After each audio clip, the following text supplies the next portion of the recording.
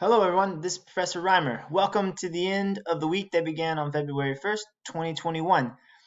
In this week, we started not only a new unit, but a new semester. So I wanted to review what we've done. So this unit is Unit 6. It's called Trans-Oceanic Connections. And in this unit, we are looking at the linkages, the connections between the regions of the world that we have previously studied mostly in isolation, particularly the Western Hemisphere and the Eastern Hemisphere, or the Americas in the Western Hemisphere and Afro-Eurasia in the Eastern Hemisphere.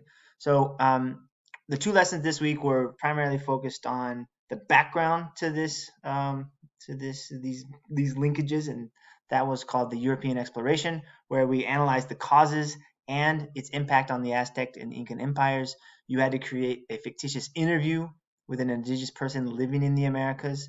And let me say, that one was harder for students than I thought. So I guess let me say a few words for those of you who haven't done it or need to redo it.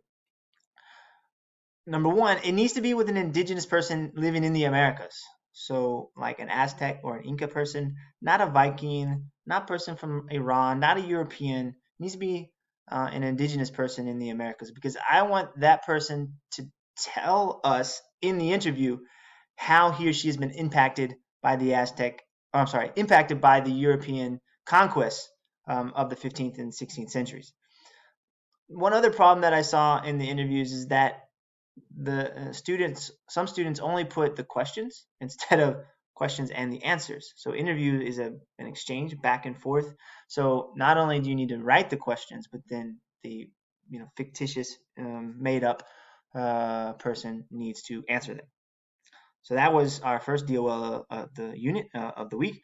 And then on Thursday and Friday, we looked at the impact of the Colombian exchange. So this is the transfer of plants and animals between Old World and New World, or between the Americas and Afro-Eurasia. It's called the Colombian exchange because it's named after Christopher Columbus, who initiated it. And it had major impacts, both positive and negative, on the various regions of the world. And so to show that, you had to create an annotated map. Or if you were unable to print or write on the PDF, I also allowed for you to turn in an essay instead. All right. So that was the start of our new unit, Unit 6. That was this week. Let me also scroll down. So I'm on my Google site page here to the part about the syllabus. And what I've done is I've pasted in the updates to the Guide to Grade Reporting that Fort Worth ISD came out with back in January. And I wanted to make sure that we are all clear on how this applies. So, grade recovery is defined as recovering a marking period grade of below a 70 via the completion of assignments and tests for which the student did not complete or did not demonstrate mastery during the marking period. And this is going to be very important here. For the student who has not demonstrated mastery of learning in the 6 weeks, 9 weeks, or semester grade, evidenced by a grade below 70%, the student shall be allowed to redo assignments and tests where a grade of 70 was not earned. In other words, if you failed a 6 weeks or the semester,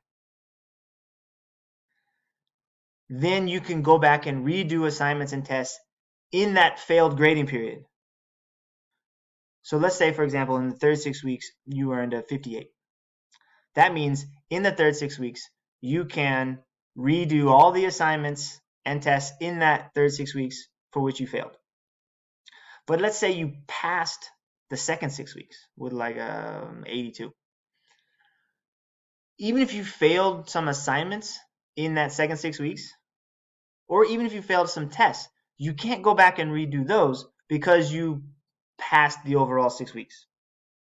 So again, this redo policy only is for grading periods you earn below 70%.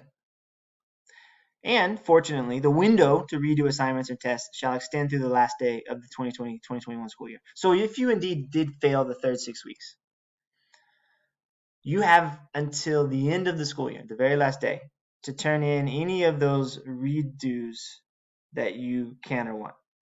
As long as you failed the original assignment, you can't redo assignments for which you earned a passing grade, only for which you earned a failing grade.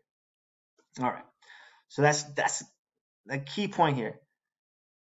You can only redo assignments during 6 weeks you failed, not for 6 weeks you passed. All right. Going forward, if you're thinking like, well, in this 6 weeks, I have until the end of the school year in order to turn in work. That's what it says. Well, if you read further under this part about grade recovery, the opportunity to recover credit via grade recovery, and again, grade recovery was up here, grade recovery. So the opportunity to recover credit via grade recovery is limited to courses taken by students during the fall semester of the 2020-2021 school year. In other words, if you fail this fourth 6 weeks or the fifth 6 weeks, or if you fail the spring semester, this policy doesn't apply.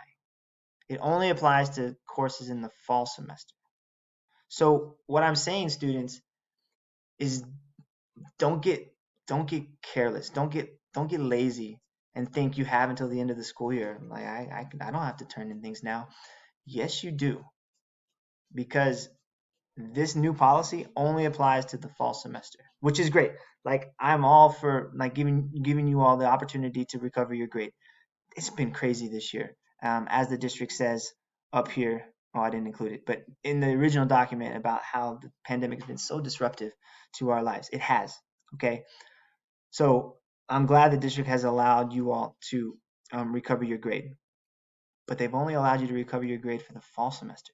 Who knows what they're going to do for the spring semester? They might do something. They might do something similar, but they might not. So don't don't chance it. Just do your work and do it on time. And if you scroll down into the rest of my syllabus, remember there are 3 kinds of grades that you can make up. Oops, I missed it.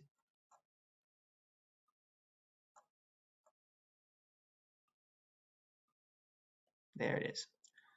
Grading policy. All right. So if you fail a test or an assignment, you can redo it. But look, you have 5 school days to do it.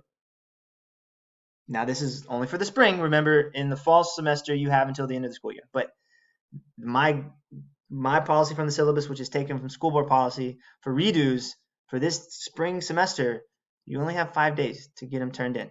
So don't delay, and be sure you send me an email requesting that you're going to redo it. All right.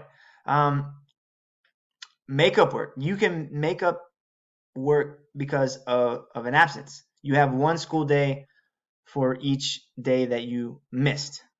So if you were absent 1 day and then you come back and then you need to turn it in by the day, by 1 more day. Okay. If you don't, then you can't turn it in. It says right here, a student who does not make up assigned work within the time allotted by the teacher will receive a grade of 0 for the assignment, and that is not, you can't redo it. Okay, so that's make up work because of absence, right? First kind of grade, you failed it, you can redo it within 5 days. Second kind of grade, you were absent, you can make it up. We have 1 day for each day absent. The third kind of grade that is a problem is late work. You were in class, you got kind of present, and you didn't turn in the work. According to my policy, you also have 5 school days to turn it in. And if you don't turn it in on time, you get a grade of 0, and that grade cannot be made up or cannot be redone. So guys, what I'm saying, turn your work in on time. Just turn it in on time. Don't hope that the district is going to change its policy for the spring like it did for the fall. The district may or may not. We don't know. Better safe than sorry. Do the work and do it on time. All right, guys, have a great weekend. Stay safe, and I will see you all on Monday.